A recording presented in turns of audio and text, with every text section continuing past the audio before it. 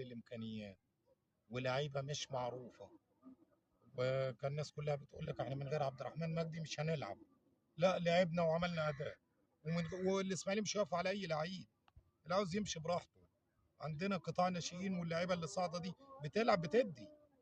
كتير يا كابتن، انا اه شايف لعيبه الاسماعيلي بصراحه تستحق تاخد فرصه. لعيبه عبد بتدي. الكريم مصطفى، وبعدين نادر لما فرج. يعني انا بعتب على الاسماعيلي في حاجه، لما تيجي تتعاقد ما تتعاقدش مع لعيب منتهي الصلاحيه.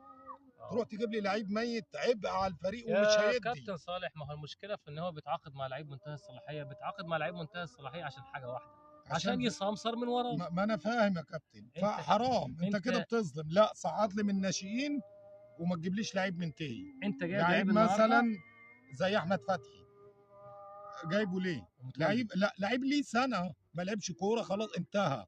محمود متولي برضه جاي. محمود متولي هنقول لسه بيلعب، كان بيلعب في الاهلي. اه، وموضوع ماشي، الاصابات ده هي المشكله شغال بس. شغال.